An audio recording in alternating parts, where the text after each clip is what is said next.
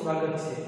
આજે આપણે ધોરણ 11 માં વાણિજ્ય વ્યવસ્થા અને સંચાલન તેમાં આપણે આગળ વધીશું। જેનો પહેલો પાઠ આપણે જોયો, શરૂઆતની પ્રસ્તાવનાની આપણે આગળના ભાગમાં જોઈ ગયા।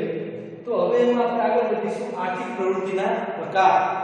તો આર્થિક પ્રવૃત્તિના મુખ્ય 3 પ્રકાર છે કે આર્થિક પ્રવૃત્તિ જે છે તેમાં કેટલા 3 પ્રકાર પડે છે। કયા કયા? તો કે એક ધંધો, વ્યવસાય અને ત્રીજું છે રોજગાર।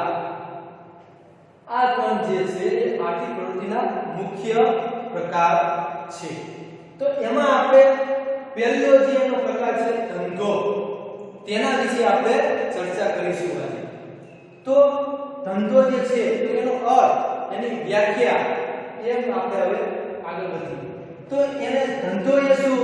તો કે ધંધો જે છે એ અંગ્રેજી શબ્દ બીજી, અંગ્રેજી જે ભાષા છે એમાં જે શબ્દ છે બીજી, એના ઉપરથી ઉતરી આવ્યો છે।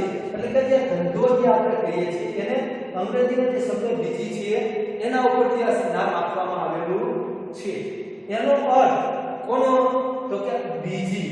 તો એનો અર્થ વ્યસ્ત થાય છે। શું થાય છે? વ્યસ્ત। તો આ જે વ્યસ્ત થયું, તો વ્યસ્ત રહેવું, બીજી એટલે વ્યસ્ત, અને આના વલણમાં શું થશે? વ્યસ્ત રહેવું અથવા તો સતત પ્રવૃત્તિમય હોવું। એટલે કે સતત કોઈને કોઈ પ્રવૃત્તિ કરવી, એવો એનો મતલબ થશે। બીજી એટલે વ્યસ્ત રહેવું અથવા તો સતત પ્રવૃત્તિમય રહેવું, એવો થાય છે। હવે નફો મેળવવાના હેતુથી ધંધો કરવામાં આવે છે। આપણે જે ધંધો કરીએ કોઈ પણ નવો, તો એ શેના ઉદ્દેશથી કરવામાં આવતો હોય છે?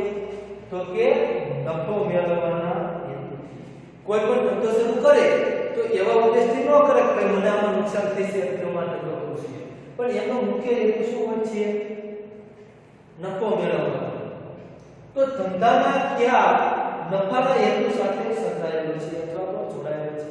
કે ધંધાનો જે ખ્યાલ છે, એટલે કે ધંધાનો જે વિચાર છે, એ વિચાર નફાના હેતુ સાથે શું છે? જોડાયેલો છે। એટલે કે નફો થવું એ અને ધંધો આ બંને એકબીજા સાથે કેવા છે? જોડાયેલા છે। તો ક્યારેક એવું બને છે કે ધંધામાં શું થાય છે? ખોટ જાય છે। અમુક વાર ધંધામાં ખોટ પણ આવે, દરેક વખતે કંઈ ફાયદો થાય એવું હોતું નથી। તો એનો મતલબ કે જ્યારે ખોટ આવે ત્યારે ધંધો બિનઆર્થિક પ્રવૃત્તિ થઈ જાય છે? ના, જ્યારે પણ એટલે કે કોઈક વાર ખોટ આવી જાય તો પણ એ પ્રવૃત્તિ કેવી પ્રવૃત્તિ ગણાય છે? આર્થિક પ્રવૃત્તિ જ ગણાય છે। શા માટે? કારણ કે જે ખોટ રહે એ ધંધાની એક બીજી બાજુ છે। એટલે કે નફો અને ખોટ એ બંને ધંધાની અવળસવળ એટલે કે આગળ પાછળની એક બાજુ છે। આ પણ એનો એક ભાગ છે। એટલે જ્યારે કોઈ વાર ધંધામાં ખોટ આવી જાય ત્યારે પણ એ પ્રવૃત્તિ આર્થિક પ્રવૃત્તિ જ ગણાશે। હવે આપણે આનો અર્થ જોયો, તો હવે એની વ્યાખ્યા ઉપર આપણે આવીએ। તો ધંધો એટલે નફાના હેતુથી કરવામાં આવતી કોઈ પણ કાયદેસરની આર્થિક પ્રવૃત્તિ। જો મિત્રો અહીંયા ખાસ કીધું છે આપણને કે ધંધો એટલે શું? તો કે નફાના હેતુથી કે નફો કરવાના ઉદ્દેશથી કરવામાં આવતી કોઈ પણ કેવી પ્રવૃત્તિ કીધી છે? કાયદેસરની પ્રવૃત્તિ। કે કોઈ પણ તમે ધંધો કરો અને એમાં આવક મળી જાય એટલે શું? ધંધો ન કહેવાય, પણ એ ત્યારે ધંધો કહેવાય કે એ પ્રવૃત્તિ કેવી હોવી જોઈએ? કાયદેસરની। સરકારે જે નિયમ બનાવેલા છે એ કાયદા મુજબ, એ નિયમ મુજબ જે પ્રવૃત્તિ હોય તો તેને આપણે આર્થિક પ્રવૃત્તિ કહીશું। બાકી બીજા ઘણા બધા એવા ધંધા હોય જેમાં તમને શું થતું હોય? નફો થતો હોય, તો એને તમે નફો ન કહી શકો, એટલે આર્થિક પ્રવૃત્તિ ન કહી શકો। શા માટે? કે એ કાયદેસર હોય એટલે સરકારના નિયમ કરતા તમે વિરુદ્ધ જઈને કર્યું હોય તો એને આપણે આર્થિક પ્રવૃત્તિ કહી શકીએ નહીં। ક્યારે આર્થિક પ્રવૃત્તિ કહી શકાય? ક્યારે એને ધંધો કહી શકાય? તો કે નફાના હેતુથી કરવામાં આવતી કોઈ પણ પ્રકારની આર્થિક પ્રવૃત્તિ। કેવી કાયદેસરની હોય તો જ તેને આપણે શું કહી શકીશું? ધંધો કહી શકીશું. આ એની વ્યાખ્યા. હવે આ જે મિત્રો છે એ ખાસ ધ્યાન રાખજો. તમારે 5 માર્ક્સમાં પૂછાય છે કે ધંધો એટલે શું, એની લાક્ષણિકતાઓ જણાવો. તો તમારે ધંધાની વ્યાખ્યા લખવાની, એની 7 જે લાક્ષણિકતાઓ છે એ લખવાનું, એ બધું જ તમારે વિગતવાર લખવાનું રહેશે. પણ તમને જ્યારે ફક્ત એવું પૂછવામાં આવે કે ધંધો એટલે શું, તો તમારે ખાલી એની વ્યાખ્યા લખવાની. પણ મોટા પ્રશ્નો આવશે ત્યારે તમારે એની વ્યાખ્યા અને જે લાક્ષણિકતાઓ છે 7, તો એ લાક્ષણિકતાઓ પર મુદ્દાસર સમજાવવી પડશે. તો હવે આપણે લાક્ષણિકતાઓ તરફ આગળ વધીએ. લાક્ષણિકતાઓ એટલે કે એના લક્ષણ, કે ધંધાના મુખ્ય લક્ષણો કયા કયા છે? તો પહેલું, જેમ આપણે વ્યાખ્યામાં કીધું એમ, નફાના હેતુથી. તો પહેલું શું છે? નફાનો હેતુ. ધંધાનો પહેલો જ લક્ષણ નફો, કે નફો મેળવવો.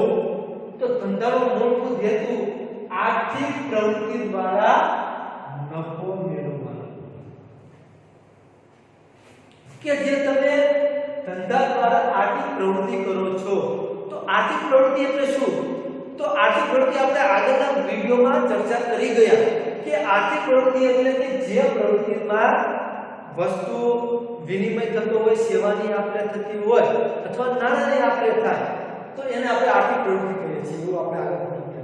તો કે એ આર્થિક પ્રવૃત્તિ દ્વારા જે નફો મેળવવાનો હોય એ ધંધાનો કેવો છે? મૂળભૂત હેતુ છે. ધંધામાં નફો મળતો બંધ થઈ જાય. જો ક્યારેક એવું થાય કે ધંધામાં નફો મળતો બંધ થઈ જાય છે, તો શું થાય? કે ધંધો બંધ થવાની નોબત આવે. નોબત એટલે વારો આવે કે ક્યારેક ધંધો એવું થાય કે ભાઈ સતત તમને નફો ન મળતો હોય, ખોટ આવતી હોય, તો તમારે શું કરવું પડે છે? ધંધાને બંધ કરવો પડે છે. ધંધાનું અસ્તિત્વ ચાલુ રાખવા માટે, એટલે કે આપણે જે ધંધો રાખ્યો હોય તો એ ધંધાને તમારે ચાલુ રાખવો હોય તો એના માટે થઈને નફો કેવો છે? અનિવાર્ય છે. કે નફો ફરજિયાત છે. જો નફો ન મળે તો કોઈ પણ વ્યક્તિ ધંધાને શું કરી દે છે? બંધ કરે છે. કે ખોટ ખાઈને કોઈ પણ હોય વ્યક્તિ તે ધંધો કરે નહીં. ક્યારેક વર્ષમાં એકાદી વાર નફો ન થાય, ખોટ આવે તો એ ચલાવે, પણ વારંવાર એનો જો ખોટ જ આવતી હોય, નફો ન થતો હોય, તો શું કરે? બંધ કરવો પડે છે. એટલે કે ધંધાનું અસ્તિત્વ એટલે ધંધો ચાલુ રાખવા શું કરવું? નફો અનિવાર્ય છે. નફો ક્યારે થાય? નફો કોને કહેવાય? તો વસ્તુની જે પડતર કિંમત હોય, વસ્તુની જે પડતર કિંમત હોય એના કરતા વધારે કિંમતે વેચવામાં આવે એને શું કહેવાય? નફો કહેવાય. કોણ નફો કહેવાય? તો વસ્તુની જે પડતર કિંમત છે એના કરતા વધારે કિંમતમાં વેચવામાં આવે ત્યારે નફો કહેવાય. અને તો જ નફો મળે. તો આનું તમને ઉદાહરણ આપું કે 10 રૂપિયા વાળી પેન છે મિત્રો. 10 રૂપિયાની પેન એટલે કે એની પડતર કિંમત છે કે એક પેન બનાવતા 10 રૂપિયા ખર્ચો થાય છે. તો આ એની પડતર કિંમત થઈ. અને એને 2 રૂપિયા ઉમેરીને એટલે કે 12 રૂપિયામાં વેચવામાં આવે છે. એટલે આ શું થયું? એનું વધુ કિંમત થઈ. તો આ ઉપરના જે 2 રૂપિયા રહ્યા મિત્રો, એ 2 રૂપિયા શું થયો? એનો નફો થયો. એટલે કે એક પેન જ્યારે 12 રૂપિયામાં વેચાય ત્યારે એને શું મળે છે? નફો મળે છે. 10 રૂપિયાની પડતર કિંમત, 2 રૂપિયાની વધારે કિંમત અને 2 રૂપિયા ઉમેરતા 12 રૂપિયામાં એક વેચે પેન, અને એમાંથી જે 2 રૂપિયા કમાય એ એનો શું થયો? નફો થયો કહેવાય. હવે આ બધા ઉપરથી ધંધાની કાર્યક્ષમતાને પણ નફાના માપદંડથી માપવામાં આવે છે.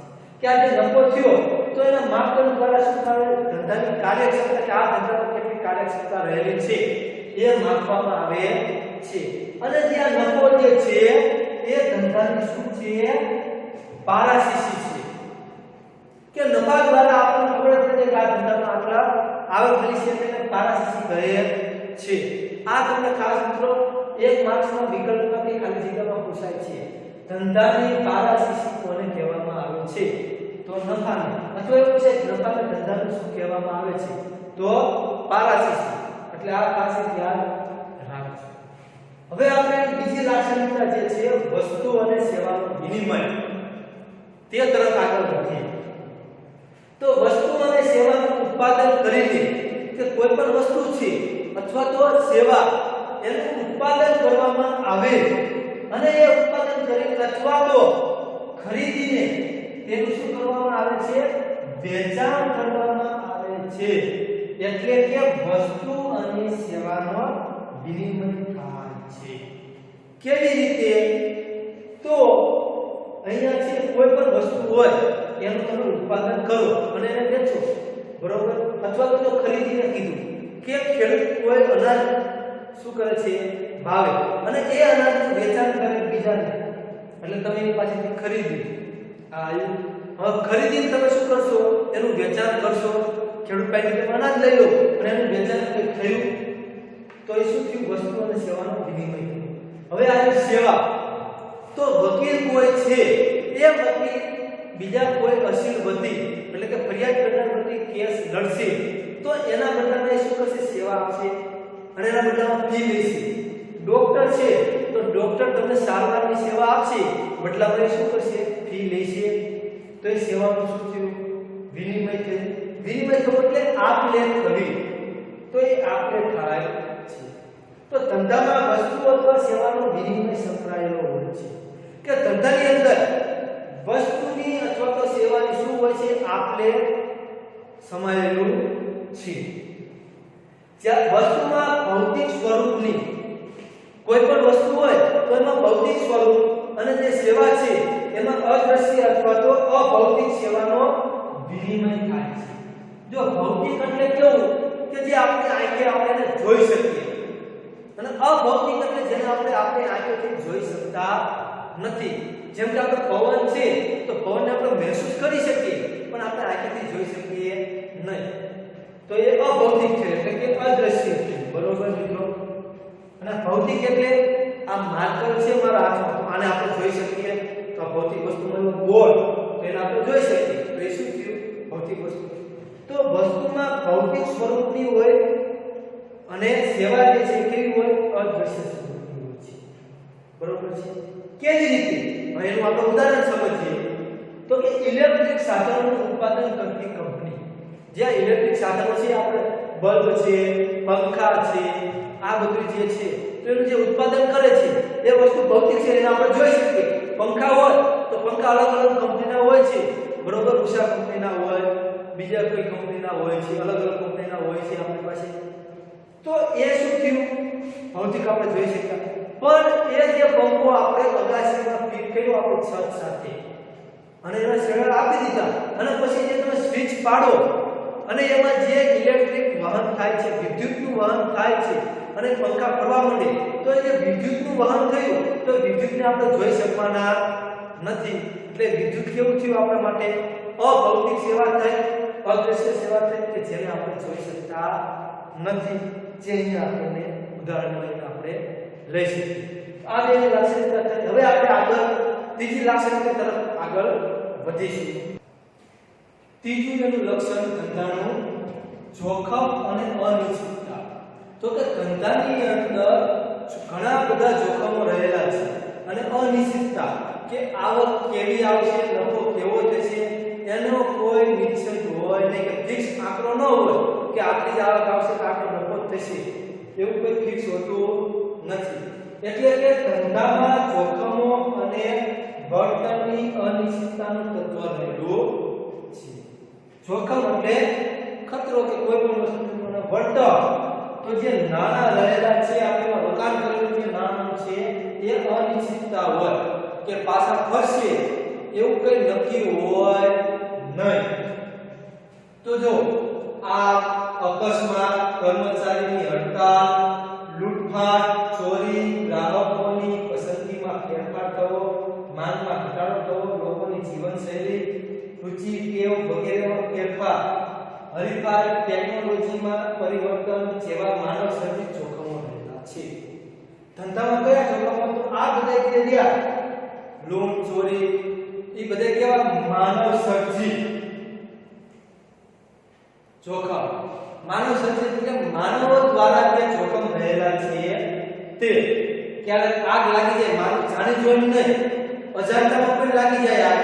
ક્યારેક કોઈ જાણી જોઈને આગ લગાડે, ક્યારેક અકસ્માત સર્જાય કોઈ પણ ધંધાનો, અથવા કર્મચારીઓ હડતાલ પાડતા હોય છે, લૂંટફાટ કરે, કોઈ ચોરી કરીને માલ ચોરી જાય, કે ગ્રાહકોની પસંદગીમાં ફેરફાર થઈ જાય. ગ્રાહકો પેલા એ વસ્તુની ખૂબ માંગ કરતા હોય પણ અમુક સમય જતા એ માંગને એમને શું થાય, એ વસ્તુ તરફ એમને ગમે ને એ વસ્તુની પસંદગી કોઈ ફરી જાય કે ના એ વસ્તુ સારી છે અને આપણે બીજી વસ્તુ લઈએ, તો એ ફેરફાર થયો, માંગમાં ઘટાડો થઈ જાય. એ વસ્તુની પસંદગી ફરી એટલે જે માંગ હોય એ માંગમાં કેવો થાય, ઘટાડો થવા લાગશે. લોકોની જીવનશૈલી, લોકો જે જીવન જીવતા હોય એમાં સુધારો આવે તો શું થાય, જે જૂની વસ્તુ હોય એમાં ફેરફાર થઈ જાય. આપણે પહેલા વાત કરીએ તો પહેલા જે કપડા હતા જીન્સના જેવા કપડા ચાલતા ન હતા. હવે જીવનશૈલીમાં ફેરફાર આવ્યો તો અત્યારે જો જીન્સનું આપણે પહેરીએ છીએ, જીન્સના પેન્ટનું પહેરી તો જીવનશૈલી બદલે, રુચિ ટેવ એમની જે રુચિ હોય માનવીની એ બદલી જાય, અથવા તો હરીફાઈ થાય. આપણા ધંધો જે હોય એની સામે સામે બીજો ધંધો કોઈ આવે તો શું થવાનું છે, હરીફાઈ થશે, ત્યારે પણ નુકસાન થાય છે. ત્યારે ધંધામાં પછી ટેકનોલોજીમાં પરિવર્તન આવે કે પહેલા બધાની પાસે સાદા નોકિયાના ફોન હતા, ટેકનોલોજી કરી એટલે આપણે બધાની પાસે એન્ડ્રોઇડ મોબાઈલ આવી ગયા, તો એ નોકિયા વાળાના જે ફોન હતા તે માર્કેટ પર થઈ ગયું, ડાઉન થઈ ગયું. એના બદલે હવે એન્ડ્રોઇડ ફોન બધા વાપરવા લાગ્યા. તો શું થયું, ટેકનોલોજીમાં પરિવર્તન આવ્યું કહેવાય મિત્રો. હવે આ બધા માનવ સર્જિત કે માનવ દ્વારા જે જોખમ છે તે ઘટનામાં. હવે કુદરતી જોખમો કયા રહેલા છે, તો કે સુનામી આવી, ધરતીકંપ થવો, વાવાઝોડું થવું, આ બધા કુદરતી જોખમ છે. કે આવું થાય ત્યારે પણ ધંધા ઉપર એની અસર થતી હોય છે. ધરતીકંપ થાય ત્યારે એ જે ધંધા માટેનું બિલ્ડિંગ હોય, કારખાનું હોય એ પડી જાય તો નુકસાન આવે. વાવાઝોડું આવે ત્યારે એવું થાય, સુનામી આવી, પાણી બહુ બધું આવે આવી જાય તો નુકસાન કરે છે. એટલે કે વિવિધ પ્રકારના જોખમોના લીધે ધંધા દ્વારા જે વળતર પ્રાપ્ત થતું હોય એ કેવું બને છે, અનિશ્ચિત બને છે, ફિક્સ હોતું નથી. ક્યારેક વધારે મળે, ક્યારેક ન પણ મળે. તો ધંધો જે છે એનો હેતુ નફાનો હોવાનો, ધંધાનો આપણે જે વ્યાખ્યામાં જોઈએ કે ધંધાનો મુખ્ય હેતુ શું હતો, નફા.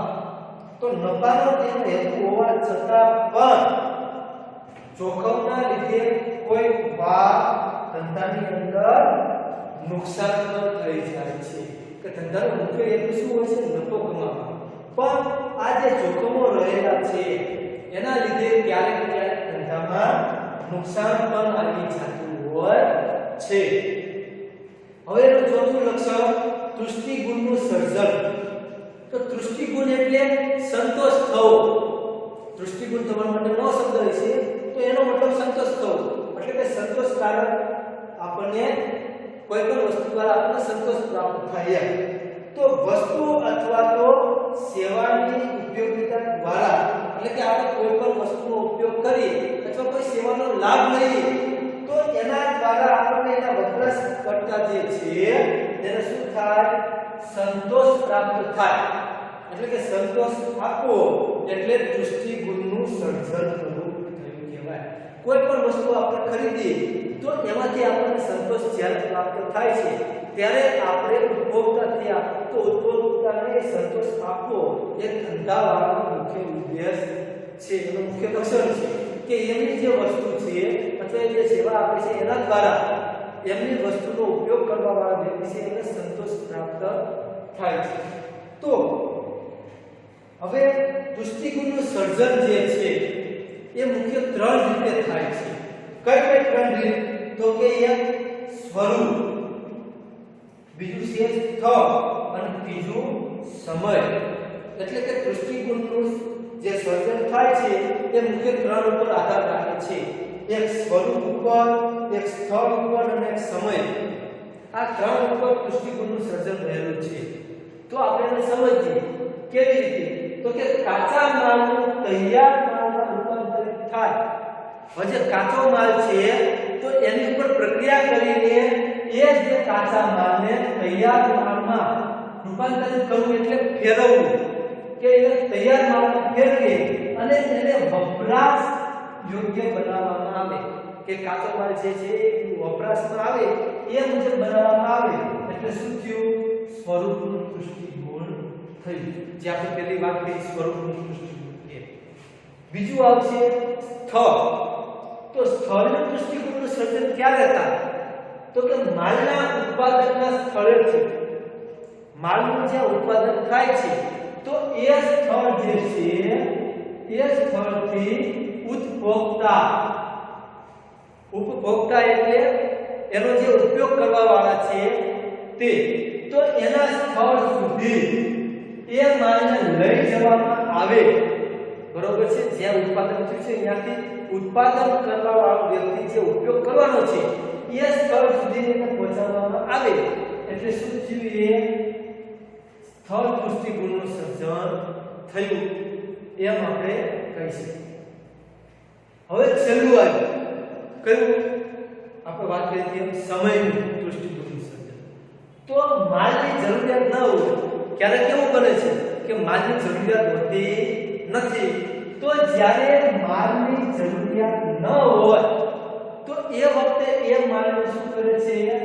સંગ્રહ કરે. કોણ? વેપારી હોય તે ગોડાઉનમાં કે બીજે ક્યાંક એનો વખારમાં એનો સંગ્રહ કરીને રાખે.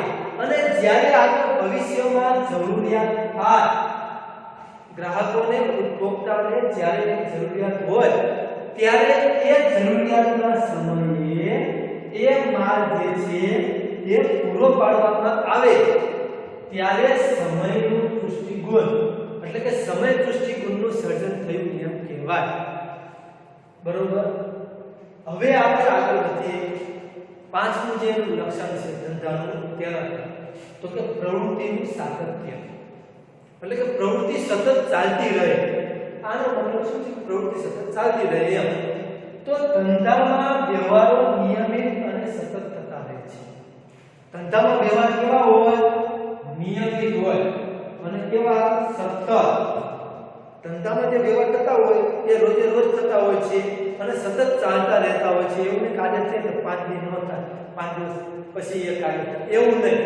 પણ ધંધામાં એક કામ અને વ્યવહાર જે એના છે એ રોજે રોજ અને સતત ચાલતા રહેતા હોય છે. એટલે કે ધંધો કેવી પ્રવૃત્તિ છે?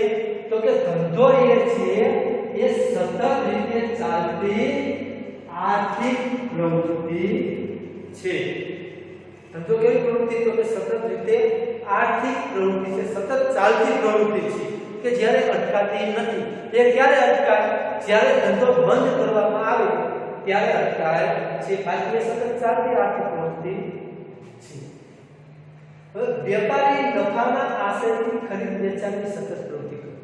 જે વેપારી છે એ જે ખરીદ વેચાણ કરે છે, ખરીદી કરે આગળ અને ત્યાંથી શું કરે? ગ્રાહકને વેચે. તો એ શેનાથી? નફાના આદેશ. કે એ જે વસ્તુ વેચાણ કરે એની પાછળનો મુખ્ય ઉદ્દેશ શું હોય? નફો કમાવાનો હોય. આ જે ખરીદ વેચાણની પ્રવૃત્તિ કરે છે એ કેવી સતત પ્રવૃત્તિ કરે છે કે સતત એ વેચાણ કરે છે. તો એ પ્રવૃત્તિ શેના માટે કરે છે? નફાના ઉદ્દેશથી કરે છે. બરોબર? પરંતુ જ્યારે આ વેપારી છે અથવા ઉત્પાદકતા જે છે એવડો એ પોતાને રહેવા માટેનું જે મકાન બનાવે, જો ક્યારે પોતાના રહેવા માટે મકાન બનાવે અને ત્યાર પછી મકાન બની જાય અને ત્યાર પછી એ મકાન શું કરે? વહેંચી દે. એને મકાન બન્યું 50 લાખમાં બન્યું હોય મકાન અને એ 50 લાખમાંથી એ 60 લાખમાં એ મકાનને વહેંચી દે તો એનો નફો થયો 10 લાખનો. તો એ જે મકાન એને વેચ્યું અને એ જે મકાન જે છે એની વહેંચણી કરીને એમાંથી નફો મેળવે છે, તો એ નફો મેળવે તો એને ધંધો આપણે ન કહી શકીએ. જ્યારે કોઈ પણ ઉત્પાદકતા કે વેપારી જે છે એ મકાન પોતાને રહેવા માટે બનાવે છે અને વેચીને એમાંથી નફો મેળવે તો એને આપણે ધંધો ન કહી શકીએ. શા માટે? કારણ કે જે મકાનની જે લે વેચ કરે છે તે રોજે રોજ થતી હોતી નથી. જો કારણ કે મકાનની લે વેચ નિયમિત પ્રવૃત્તિ નથી. મકાનની લે વેચની પ્રવૃત્તિ નિયમિત છે. મકાન આજે બનાવી વેચી દીધું, કાલ બનાવી વેચી દીધું એવું બને છે? ના, રોજે રોજ મકાન બનતા નથી. મકાનને બનતા વાર લાગે છે. ક્યારેક મકાન વેચાય છે, ક્યારેક ન પણ વેચાય. આજે જોવા આવ્યા વ્યક્તિ ન લીધું, મહિના પછી પણ વેચાય, 2 મહિને વેચાય. એટલે જે મકાનમાંથી જે નફો મેળવે છે તો એને આપણે ધંધો ન કહી શકીએ. બરોબર? આ એક વાત. હવે છઠ્ઠું લક્ષણ નાણાંની જરૂરિયાત. કે કોઈ પણ તમે ધંધો કરો તો એના માટે તમારી પાસે નાણાં હોવા જરૂરી છે. નાણાં એટલે પૈસા. તમારી પાસે પૈસા હોવા જોઈએ. ધંધાની શરૂઆતથી જો અહીંયા કીધું આપણે કે ધંધા માટે તેની શરૂઆતથી કે ધંધાની તમે શરૂઆત કરો ત્યારથી કે તે અંત સુધી તમને શેની જરૂર પડે મિત્રો? તો કે નાણાંની જરૂર પડે છે. આપણે કોઈ પણ ધંધાની શરૂઆત કરીએ કે એને બંધ કરો ત્યાં સુધી તમારા પાસે નાણાં એટલે પૈસા હોવા જરૂરી છે. જો તમારી પાસે નાણાં ન હોય તો તમે ધંધો ચાલુ કરી શકતા નથી. અને ધંધો ચાલુ કરી લીધો તમે એકવાર અને તેમ છતાં તમારી પાસે નાણાં ન હોય તો પણ ધંધો તમારે ચાલુ રહેતો નથી. એ તમારે બંધ કરી દેવો પડે છે. એટલે જ અહીંયા આપણને કીધું કે ધંધા માટે તેની શરૂઆતથી લઈને તેના અંત સુધી તમારે નાણાંની જરૂરિયાત પડે છે. ક્યારે? ફેક્ટરીના કાચા માલમાંથી તૈયાર માલનું ઉત્પાદન કરવા. હવે તમે ફેક્ટરીમાં કાચો માલ હોય તો એને ખરીદવો પડે તમારે. તો એ ખરીદવા માટે નાણાંની જરૂરિયાત પડી. હવે કાચા માલમાંથી તૈયાર માલનું ઉત્પાદન તમારે કરવું હોય તો એના માટેના જે કંઈ સાધનો હોય, એના જે મજૂરો રાખ્યા એને તમે પગાર આપશો. તો કે તૈયાર માલનું ઉત્પાદન કરવા માટે પણ નાણાંની જરૂર છે. તો વેપારીને માલ ખરીદવા નાણાંની જરૂરિયાત રહે છે. જે આપણે કીધું એમ કે કાચો માલ ખરીદવા માટે પણ નાણાંની જરૂરિયાત રહે છે. તેનું ઉત્પાદન કરવું એટલે કે કાચા માલમાંથી તૈયાર માલ કરવો હોય ત્યારે પણ નાણાંની જરૂરિયાત રહે છે. હવે છેલ્લું લક્ષણ 7મું આર્થિક પ્રવૃત્તિ. તો ધંધો એ નાણાંના ઉપાર્જન દ્વારા એટલે કે નાણાંનું જે નિર્માણ કરે છે એના દ્વારા શું કરે છે? નફો મેળવવાના હેતુથી કરવામાં આવતી આર્થિક પ્રવૃત્તિનો એક ભાગ છે. ધંધો કેવો છે? તો કે નાણાં દ્વારા, નાણાંના સર્જન દ્વારા નફો મેળવવા માટે થઈને એક પ્રવૃત્તિ જે કરવામાં આવે છે એ આર્થિક પ્રવૃત્તિનો એક ભાગ છે. અહીંયા આપણે આજે જોયું તો કે આર્થિક પ્રવૃત્તિના પ્રકાર જોયા. એના આપણે પ્રકાર જોયા 3: ધંધો, વ્યવસાય અને રોજગાર. એમાં આપણે પહેલું શરૂ કર્યું ધંધો. એની વ્યાખ્યા, એનો અર્થ સમજ્યા અને એની લાક્ષણિકતાઓ સમજ્યા. તો આ 5 માં પૂછાય છે તમારે આ બધું જ એમાં લખવાનું રહેશે. અહીંયા આપણે જે મુદ્દો છે તે સમાપ્ત થાય છે. નમસ્કાર.